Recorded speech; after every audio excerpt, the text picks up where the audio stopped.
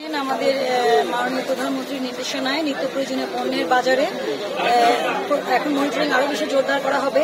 কারণ আমাদের কাছে তথ্য আছে যে নিত্য পণ্যের বাজারে কিন্তু কোনো সংকট নেই, সাপ্লাই চেইন সবকিছু সরবরাহ সঠিকভাবে রয়েছে। তারপরেও কিন্তু যদি আমাদের কাছে কিছু তথ্য তো অবশ্যই আছে যে কেউ কেউ কারসাজি করছে কিছু পণ্যের জন্য, তো সেই হিসেবে মাননীয় প্রধানমন্ত্রীর নির্দেশনায় আমাদের প্রতিমন্ত্রী মহোদয়, আমাদের মহাপরিচালক মহোদয়কে যে যে নির্দেশনা দিয়েছেন সে আলোকে আজকে ঢাকা শহরে আমরা অনেকগুলো টিম একসাথে কাজ করছি।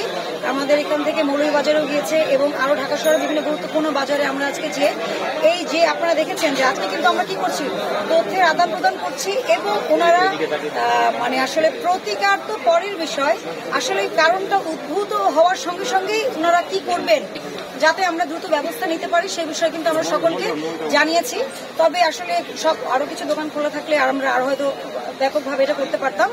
আর যেটা মিসম্যানেজমেন্ট বলছেন, এটা আসলে আমাদের যারা এই লেভেলে ব্যবসা করেন ওনাদের আসলে শিক্ষা এবং ওনাদের সচেতনতার লেভেলটা এটা আসলে এক দুদিনে তো আনয়ন করা সম্ভব না। এই জন্য কিন্তু আপনি দেখেছেন আমরা একজন সে ছোট ব্যবসায়ী, কিন্তু সে যেহেতু আগেও একবার তাকে আমরা সতর্কতামূলক জরিমানা করেছিলাম, সে কিন্তু এটা শুধরায়নি, সেজন্য কিন্তু আমরা ওনাকে বড় আকারে জরিমানা করছি, ওনার জন্য কিন্তু এটা বড় জরিমানা।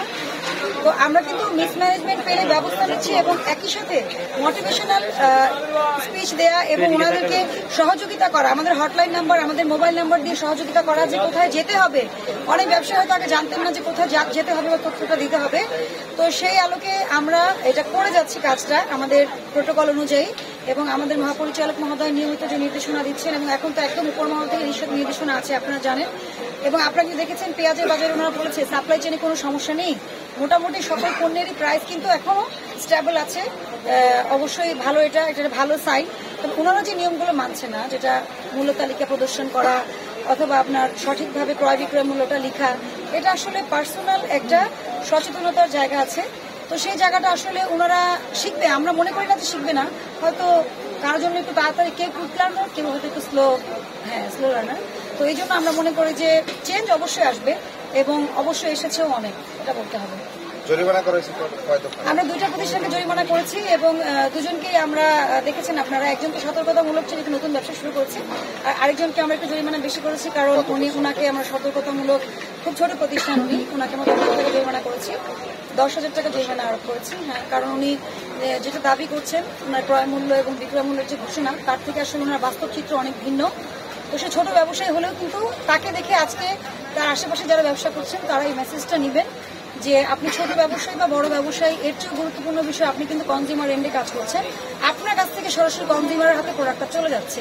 সেহেতু কিন্তু আপনার জানাটা, আপনার সচেতন হওয়াটা এবং আপনার আইন মেনে চলাটা কিন্তু কোনো অংশে একজন বড় ব্যবসায়ীর চেয়ে কম নয়।